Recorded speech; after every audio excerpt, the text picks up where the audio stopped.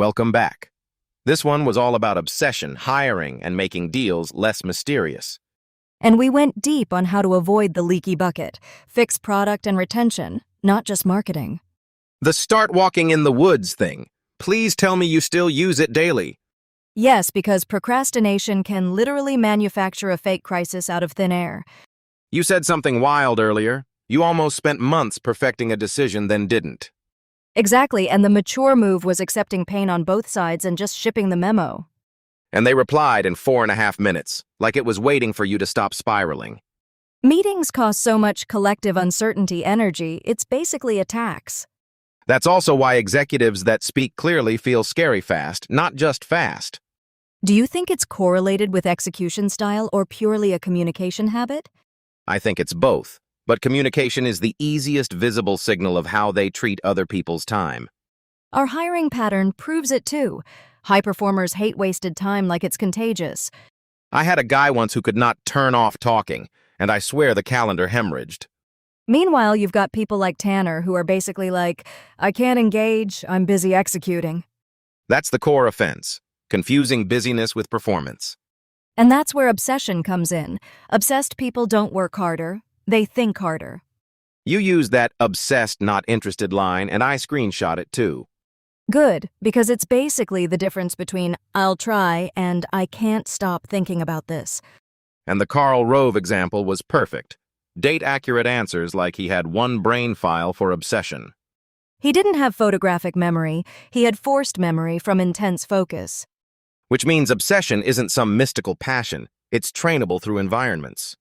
Right, like you said, you don't have to be obsessed with Manchester United, you might be obsessed with kinetic energy. Conferences, live events, that cult-like team vibe, that can become an obsession if you feed it wins. The trick is you can catch winning like an addiction, but you still need a real mechanism to produce it. Which is why gateway drug businesses are genius. Laundromats, car washes, grandma understands them. They're simple enough to learn P&L, marketing, and operations without drowning in complexity. But they don't make you rich, right? Like there's a ceiling if you stay there forever. Exactly. They're not wealth engines, they're training arenas. Then you level up the game. Level 1 to 10 games and operators. Elon as a level 10 operator playing a level 10 game. And the part people miss, you start imperfect, then scale games bigger as you get better operators. That naturally ties into boring business buying, especially baby boomer transitions. The 65% don't have a transition plan stat is crazy. So many businesses just evaporate. And the wealth transfer narrative people repeat ignores the fact that 90% of net worth is tied up in the business. That's why the next-gen opportunity is real, but only if someone actually buys and runs those assets. Okay, but how do you avoid a bad first deal? You said decrease risk of bankruptcy like it's the North Star. Because the rule is, don't do a bad first deal, or you'll never do another one. So what, you learn deals for 90 days before even buying? You spend way more time learning due diligence than shopping, because valuation and seller truth are not obvious. That's the funniest part. People think owning is the hard part, but negotiating and diligence are the real boss levels. And finding deals is its own problem. There's no Zillow, everything online is messy and full of fakes. Like, buy this fake franchise is the business buying version of a phantom listing. Off-market strategies matter. Door knocking, personal P&L reviews, even the Venmo challenge for beginners. The Venmo challenge is so chaotic it's brilliant. Turn receipts into ownership conversations. And it helps you see, the best businesses start as relationships with vendors you already understand. But even before deals, you keep yelling about one thing: product. I'm relentless about the 3 R's, referrals, reviews, retention, because they diagnose a leaky bucket instantly. If someone tells you they have marketing problems, you think it's usually a shitty product problem. Yes, because attention can't fix leakage. It just pours water into a crack faster. And you gave the scrub daddy logic: if it's shared, it's working. Network loops aren't vibes, they're behavior. People tell friends, leave reviews, and stay. That Facebook 7 friends in 10 days story. Same principle of retention via density. Exactly, you build the party so people don't leave mid-song. And then you pulled it back to pace. You're saying move fast but lay bricks slowly. same theme. It's like Elon's flat stock years. Foundational work looks useless in the short term. And you contrasted that with people young and impatient who don't yet know what good foundations even look like. Honestly, in early stages, you guess and iterate, but you still need urgency because wrong goals are expensive. Which is why hiring becomes the bricklaying. Foundational hires are basically the whole game. Every business is a group of people first, product second, profit third. If that order is broken, you feel it fast. Then you went into grit and time, comparing people with similar networks but different outcomes. Some people can optimize for speed, others for repetition, and repetition compounds quietly. And that career cross-pollination part was my favorite. Take one skill set and apply it where it's scarce. Social media to IPO companies, newsletters to private equity, weird combos that don't look like obvious career ladders. The asymmetric part is key. Not everyone realizes the same skill can be worth 10x depending on the market's economics. You said the strategy needs 3 things: skills, money, and then problem size and solution value. And you gave that writer example. Local newspaper is basically the financial version of eating stale bread. Versus medical writer, where specialized language maps to high-profit industries and scarcity. Plus deal structuring, get paid a base, but also earn upside for driving incremental revenue. You also made options sound like a cheat code, like 6 months of work turning into equity returns. Which feeds back into the core thesis. If you never buy a business, learning deals still changes how you negotiate everything. Exactly, because deal literacy is transferable. Salary, equity, partnerships, every negotiation is a mini deal. Before we wrap, I want one takeaway each. What do people do tomorrow morning? Tomorrow, audit referrals, reviews, and retention, then fix the product leaks before buying more attention. For me, write one decision memo, send it fast, and start walking instead of perfecting the map. And if you're building, hire like it's bricklaying because it is. All right, that's the series. Thanks for riding along with us. See you on the next one. Welcome back. And yeah, this is the final episode of The Run. Today, we bounced from obsession and urgency to product referrals, then to deal literacy and hiring foundations. The weird common thread is speed. Speed of communication and speed of learning. But not speed of shortcuts, right? Because that's how you get leaky bucket businesses. Leaky bucket is such a brutal metaphor, but it's also accurate. People love saying we need marketing, like it's a magic button for broken plumbing. So how do you check plumbing fast, without pretending you're an analytics wizard? Ask for the 3 R's, referrals, reviews, and retention, then look at what's missing. If referrals and reviews are basically 0, the product is leaking customers, not attention. And the "we just need eyeballs" pitch is usually them hoping you ignore the leak. It's like they're trying to bail out a sinking ship with vibes. Exactly, like "please save me with TikTok," while the boat is full of holes. This is why obsession matters, though, because obsession builds retention instead of chase. Define obsession for a second, because people keep confusing it with liking a hobby. Yeah, I'm obsessed with football doesn't pay the bills by itself. Obsession is that uncontrollable pull toward the thing, where you keep thinking about it while pretending you're not. And winning gives you little dopamine tastes, which makes obsession catch fire. Like when you finally see customers repeating, referring, staying, that's the addiction. The Tesla story we mentioned, 10 years of flat stock while laying bricks in silence. That's such a hard pill because your heart wants the shortcut timeline. And people don't realize foundations are the entire business, not a prequel. Foundations are people first. Hiring and team composition is literally the company definition, group of people. And that ties right back to communication speed. High performers hate wasted time. Do you think talkativeness is the signal, or do you think it's impatience with nonsense? Talk fast, clarify fast, move fast. That's usually the same brain with less tolerance for theater. Theater is the office water cooler DLC nobody downloads on purpose. How's the kids? Do you even remember their names? That's not management, that's noise. Low performers sometimes use time wasting as camouflage, which is why urgency matters in interviews too. And obsession changes the hiring bar, because obsessed people don't just work hard, they can't stop thinking about the mission. That's why the deal stuff fits the obsession thesis. People who love deals can't stop learning them. Deal literacy is like a universal language. Salary, partnerships, equity, everything becomes legible. It makes you dangerous in a good way because you stop negotiating like you're buying toothpaste. Exactly. You start understanding valuation, due diligence, and whether someone's selling you a story or a business. And the crazy thing is, people act like learning deals only matters if you buy businesses. But you said it. Never buying doesn't mean never negotiating because life is one long deal. Even your job offer is a contract with hidden incentives, options, vesting, upside, and risk.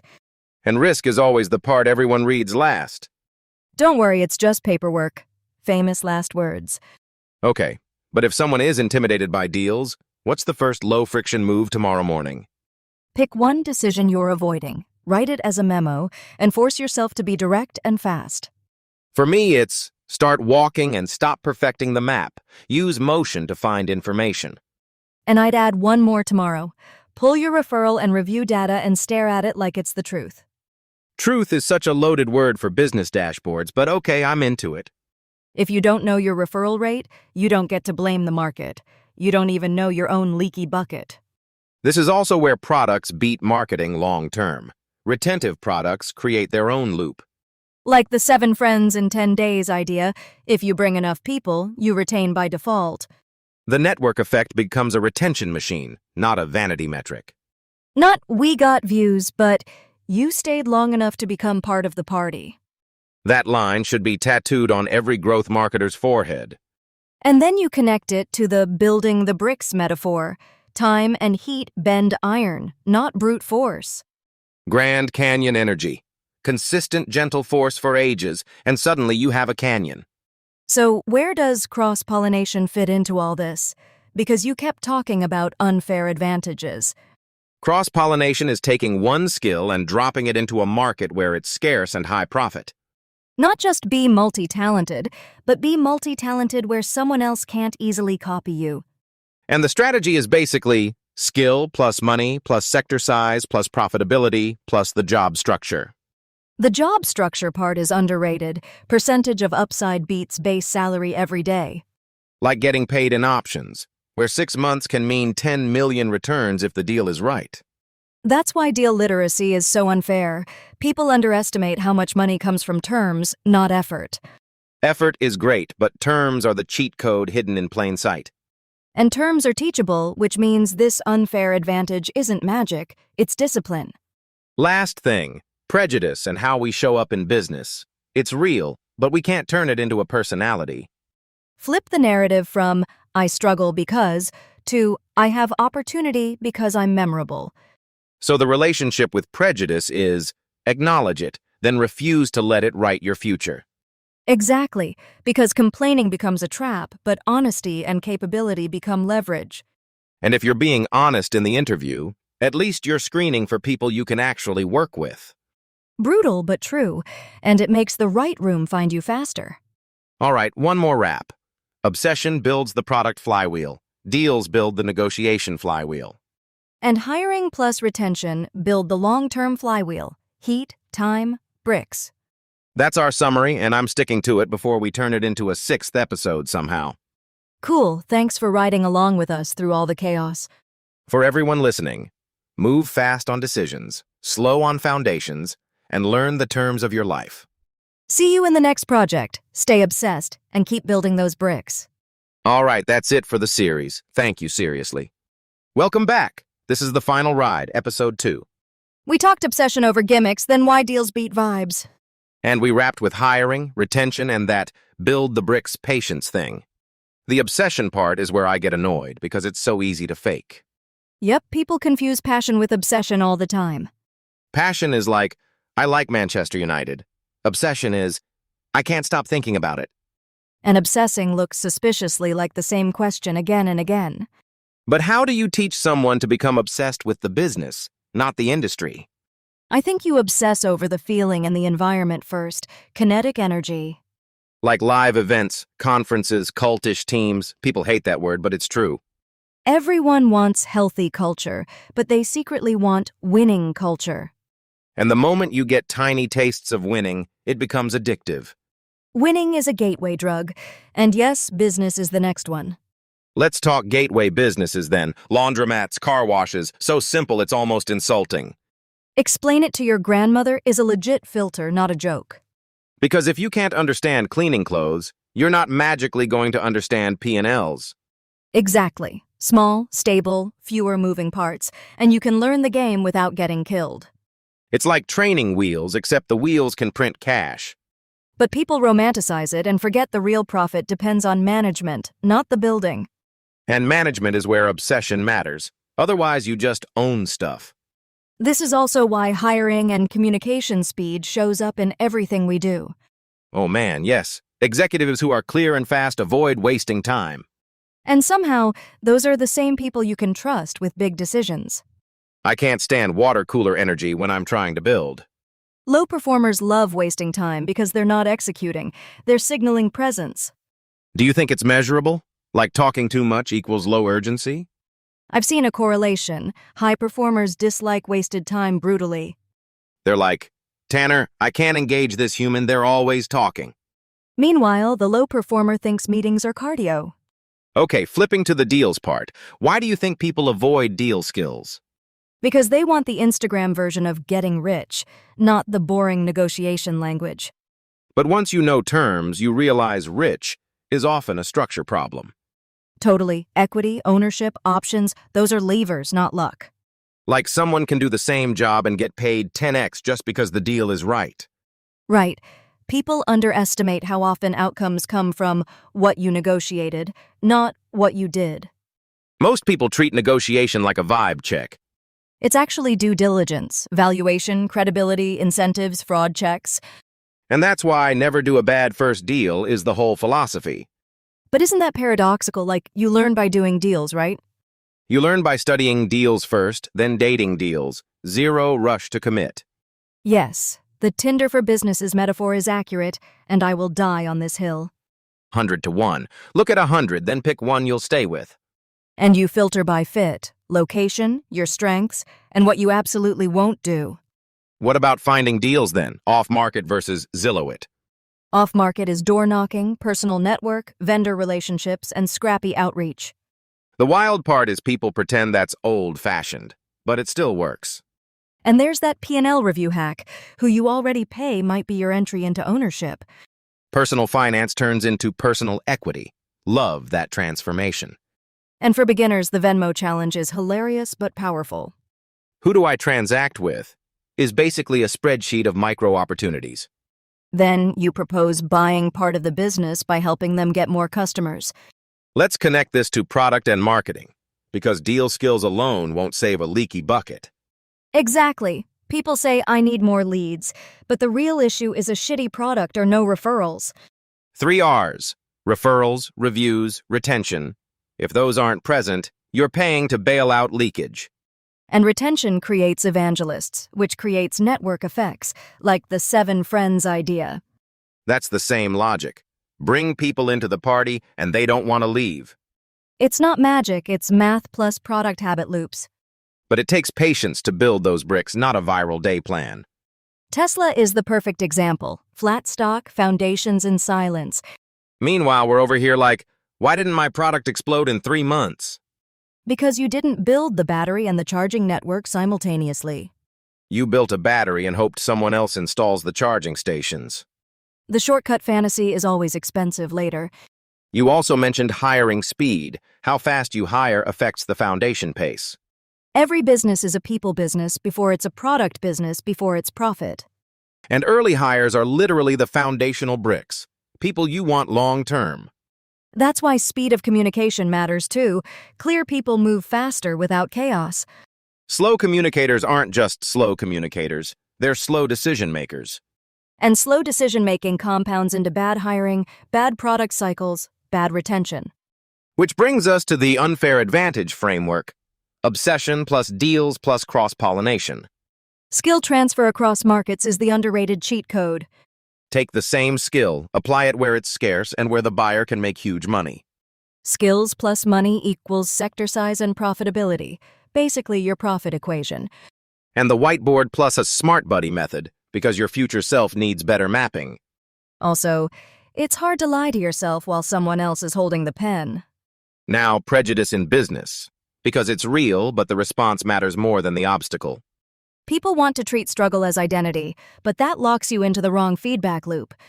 Flip it into opportunity. I look different, therefore I'm memorable, therefore I'm positioned. And be honest in interviews. No work-life balance theater if you know you'll fail at that promise. Honesty might be toxic, but lies are what get you canceled when someone finds the truth later. Exactly. Pretending you're perfect is the most fragile strategy imaginable. Okay, last thought before we actually close. The biggest pattern is upfront pain, long-term gain. Product first, then retention. Deals next, then upside. And hiring bricks, not vibes. All right, one more wrap. Obsession builds the product flywheel.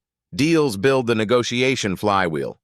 And hiring plus retention build the long-term flywheel. Heat, time, bricks. That's our summary, and I'm sticking to it before we turn it into a 6th episode somehow. Cool. Thanks for riding along with us through all the chaos. For everyone listening, move fast on decisions, slow on foundations, and learn the terms of your life. See you in the next project. Stay obsessed and keep building those bricks. All right, that's it for the series. Thank you seriously. Welcome back, last round, and we're trying to cram years into minutes. We covered obsession over passion, why product beats marketing, and how deals create leverage. Also, we talked about boring businesses like their hot tech startups. You mean laundromats and car washes with a vengeance? I mean, if they're simple enough to explain to your grandmother, they might be dangerous. Yes, gateway drug business, your first training wheels, but for real P&L scars. And everyone thinks the first deal is the finish line. It's not. Your first deal is you learning the language, not cashing a lottery ticket. The part that stuck with me, spend more time learning the deal than doing the deal. People hear buy businesses and immediately skip due diligence like it's optional homework. Like, I'll just vibe with the seller for 10 minutes and send wire tomorrow. Exactly. And then they get surprised when the business is not magic. And that's why obsessed people win. They do the unsexy work without needing it to be romantic. Obsession isn't I love this team, it's I can't stop thinking about the mechanism. Mechanism like? Like why a race got lost by 200 votes on a specific date because a segment didn't show up. That's creepy in a good way, like a spreadsheet brain, but athletic. It's photographic memory, but only for the things you're obsessed with. And obsession is trainable because you can be addicted to winning, not just to the hobby. Winning feels like a drug until you realize the drug isn't the trophy, it's the discipline.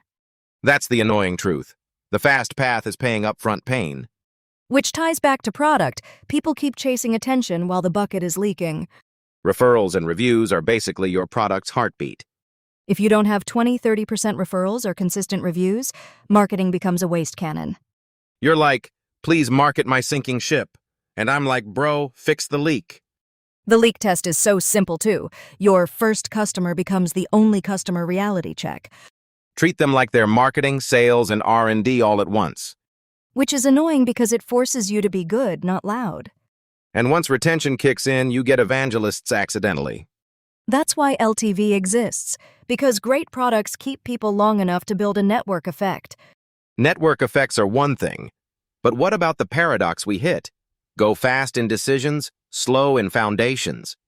That's the hiring part. Urgency finds mistakes early, but foundations require patient assembly. We both said it. Hiring is agonizingly slow across almost every business. And yet hiring is the whole company, because company means group of people. Product company is a lie. Your product is the brain power you assembled. Exactly. Before you have scale, your advantage is intensity and clarity and communication too. Speed of communication is like an X-ray for your execution speed. There's correlation, not causation, but ignoring it is how you hire water cooler professionals. The people who talk to show they're alive, not to move the mission forward. High performers get impatient with wasted time because they're protecting their own leverage. Do you think that impatient style can become toxic? It can. If you confuse urgency with disrespect, you just become loud and rude. So obsession with speed, but not with ego. Exactly. Deals are the same way. You need speed, but also discipline in valuation and diligence. And the asymmetric upside, deal structuring can multiply your outcome without multiplying your work. Like options in an IPO, suddenly I worked there briefly becomes I changed my life. The contract did more work than the person. That's why we keep yelling, learn the terms of your life. And for younger folks, find cross-pollination, not a promotion ladder. Cross-pollination is basically skills in a scarce market, right? Skills plus money equals leverage, sector size, profitability, and how the job is structured. Your skill is the pen, the market is the paper, and deals are the ink that scales. And the whiteboard plus smart buddy plus honesty part felt underrated. The therapy version of capitalism, right skills, right money, connect the stupid dots. Dr. Handwriting edition. Okay, but it works. Because most people overthink their identity and underthink their leverage. It's also why we talked about prejudice and flipping the framing.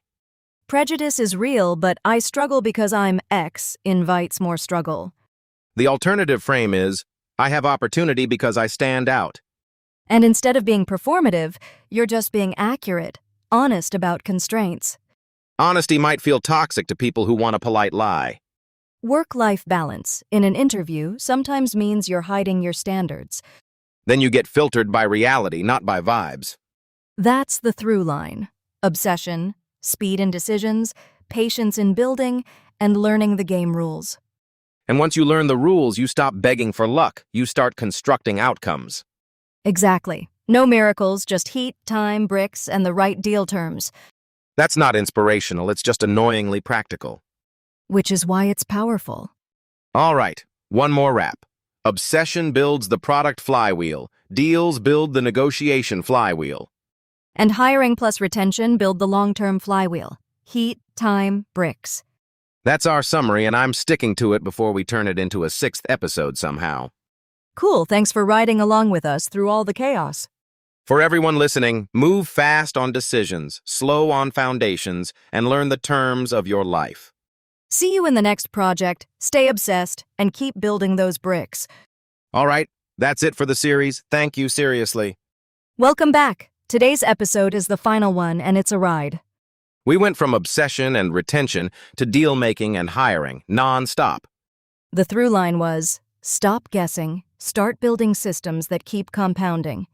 And also stop calling everything a leads problem like it's a magic spell. Yeah. If you don't have referrals or reviews, you don't have demand, you have hope. Leaky bucket energy everywhere, and people refuse to look in the bucket. They want marketing to compensate for a product that people don't actually tell friends about. It's like ordering a fancy ad banner for a hole in your boat. Exactly. Fix the product so retention kicks in, then marketing becomes distribution of truth. And retention is weirdly connected to obsession, right? Like obsessive teams don't leak.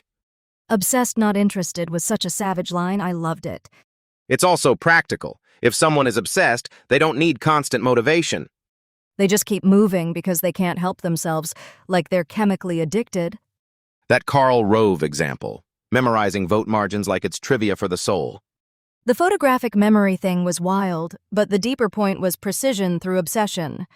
And you can't fake that. If you're not obsessed, you'll procrastinate your way into mediocrity. I still think about how overthinking steals months, and then you panic edit your life. We both said it. Decisions don't get easier, you just get more mature about pain. Mature version of you writes the memo, sends it, and accepts that no option is clean. That ties to speed of communication, too. Executives who waste time get weeded out. Yeah, if you're slow and unclear, people can't trust your judgment, even if you're smart.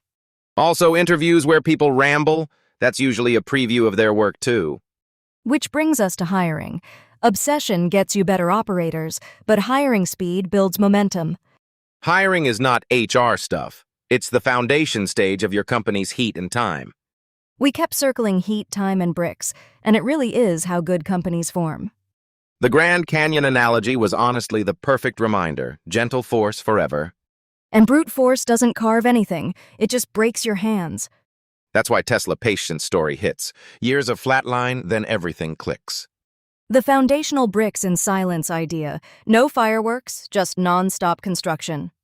Early on, urgency is wrong sometimes because you don't even know what good looks like. But late-stage urgency has a different meaning. You move fast once you've recognized the right target. Shot-on-goal experience matters. Otherwise, you're just sprinting toward the wrong stadium. Which is why deal-making is such a cheat code. Contracts teach you where the stadium actually is. For real, learning deals makes you fluent in valuation, risk, incentives, and are they lying? Due diligence sounds boring until you realize it's how you avoid bankruptcy cosplay. Also, people glamorize buying the business, but the first win is learning to negotiate the terms. I love that point. Don't do a bad first deal because then you'll never do another one. It's like reps in the gym. Your first few reps determine how you feel about training forever. And that's why they emphasized learn before you leap, like a 90-day mini M&A MBA. Dating metaphor was hilarious, but it's accurate. Filtering matters more than desperation. The 100-to-1 rule, look at a ton, reject fast, and only commit when it fits your obsession. Off-market versus on-market, too. Door knocking is basically door-to-deal pipeline history. Online marketplaces are messy, and you can end up bidding on ghosts. Fake listings are common. The business equivalent of Zillow. This house exists if you build it yourself, right? We talked about screening buyers and sellers like it's matchmaking, but with funds and SBA approvals. And AI curation, because the selection problem is the bottleneck, not your enthusiasm. Another big unfair advantage was generational timing, baby boomer businesses coming to market. And most don't even have transition plans, so the wealth evaporates unless someone buys them. It's not just bank accounts. Small business owners have like 90% of net worth inside the business. So if nobody takes over, the wealth doesn't move, it disintegrates. That's why seller financing and job-like businesses still matter. They're opportunities to become owners. And if you're younger, your leverage is communication. Social media makes deals and outreach faster. Send it to the moon, Grandpa. I still can't believe we said that. It's the same principle, though. Use your medium to unlock your mentor's business. But you still need cross-pollination of skills. Skills without the right market don't print money. That was one of my favorite frameworks. Skills plus money plus problem size plus solution value. And then structuring compensation, base plus upside, so you're paid for impact, not hours. That biotech story was insane. Options, shares, and suddenly 6 months can equal millions. It's also a warning. Anyone can run a marketing engine, but deal structure is where the asymmetric outcomes live. The product is visible, the contract is invisible, and the contract is where you get paid. We also went hard on prejudice and mindset. Don't call it a handicap, call it your competitive filter. Yeah, prejudice is real, but the way you narrate it determines whether it becomes identity or fuel. Watch what happens was such a good phrase. Flip from victim story to opportunity story. And being honest in interviews. No fake work-life balance theater. Exactly. Honesty is a signal, not a performance. People can smell fake. Okay, closing thought. Obsession builds the product, deals build the negotiation, hiring builds the team. And retention makes it flywheel forever. Heat, time, bricks, then compounding. All right, one more wrap. Obsession builds the product flywheel. Deals build the negotiation flywheel. And hiring plus retention build the long-term flywheel. Heat, time, bricks. That's our summary, and I'm sticking to it before we turn it into a 6th episode somehow. Cool, thanks for riding along with us through all the chaos. For everyone listening, move fast on decisions, slow on foundations, and learn the terms of your life. See you in the next project. Stay obsessed and keep building those bricks. All right, that's it for the series. Thank you, seriously.